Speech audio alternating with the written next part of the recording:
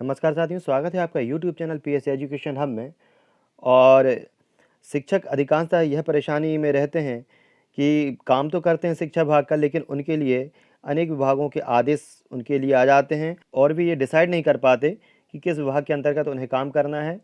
ऊपर लोक शिक्षण संचालनालय से लेकर के और शिक्षा विभाग से लेकर के राज्य शिक्षा केंद्र से लेकर के और नीचे स्तर पर बीआरसी डीपीआईसी तक के आदेश जो हैं उनको फॉलो करना पड़ता है। और शिक्षक जो हैं वो ये सी परेशानी में रहते हैं कि किस विभाग का और क्या आदेश पालन करें।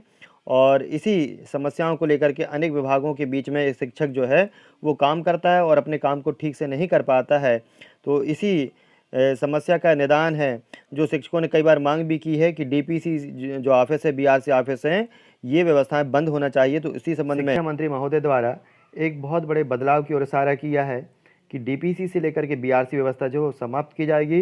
तो इस संबंध में शिक्षकों की क्या राय है, आप अपनी राय कमेंट बॉक्स में ज़रूर बताइए। और आप देख लेते हैं कि जानकारी क्या है कि डीपीसी से लेकर के बीआरसी व्यवस्था की जाएगी समाप्त, यानी डीपीसी जो कार्यालय हैं और बीआरसी व्यवस्था है ये सब बंद होगी। तो देख लेते हैं क्या है जानकारी। और विभाग में मंथन हो रहा है इस बारे में। शिक्षा मंत्री ने कहा जल्द देखने को मिलेंगे बड़े बदलाव। सर्व शिक्षा अभियान के अधीन प्रारंभिक से लेकर के मिडिल कक्षाओं तक के नियंत्रण के लिए बनी व्यवस्थाओं में अब शिक्षा विभाग बदलाव की तैयारी में है। शिक्षा मंत्री इंदर सिंह परमार ने साफ कहा है कि आने वाले दिनों में बड़े बदलाव देखने को मिलेंगे। डीपीसी से लेकर के बीआरसी व्यवस्था समाप्त करने विभाग में मंथन जारी है। इधर बताना होगा कि राज्य शिक्षक संवर्ग का गठन बाद से ही प्रदेश के शिक्षक लगातार मांग उठाते आ रहे हैं कि अब बदलाव होना चाहिए राजपत्र में।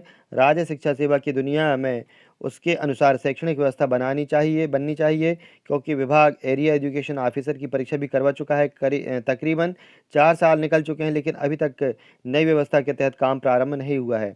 अब मौजूदा शिक्षा मंत्री ने परिवर्तन की दिशा में कदम रखने के अपने इरादे जाहिर किए हैं। जानकारी है कि लगातार हो रही समीक्षा बैठकों में जो मैदानी रिपोर्ट सामने आ रही है उसमें शिक्षा मंत्री संतुष्ट नहीं है।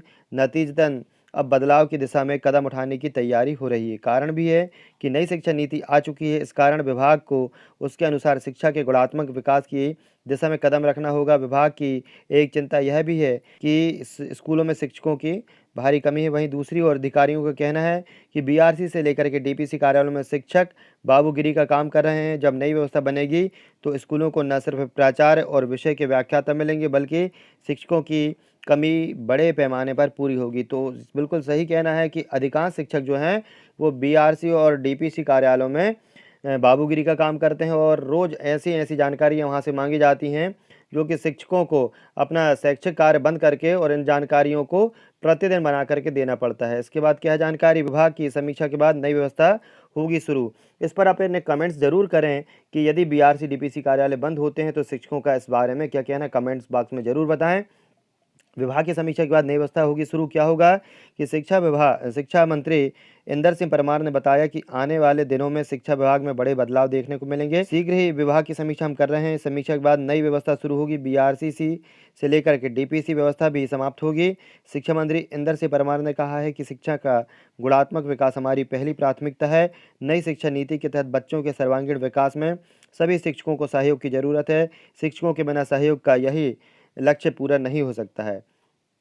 तो इस प्रकार यह जानकारी आ रही है। शिक्षा विभाग के अंतर्गत जितने भी जो कर्मचारी हैं वो 2 विभागों में बटे रहते हैं। एक तो राज्य शिक्षा केंद्र के निर्देशों का भी पालन करना पड़ता है और दूसरा शिक्षा विभाग के अंतर्गत भी कार्य उन्हें करना पड़ता है। तो शिक्षक बड़ा परेशान रहता है, समझ नहीं पाता है कि वो किस विभाग के अंतर्गत और किन आदेशों का पालन करे।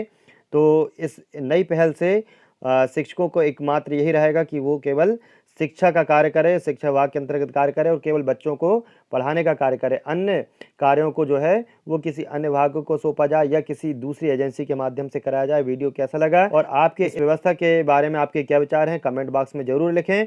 वीडियो पसंद आया तो लाइक शेयर जरूर करें और चैनल को सब्सक्राइब नहीं किया तो चैनल को सब्सक्राइब कर लें। धन्यवाद।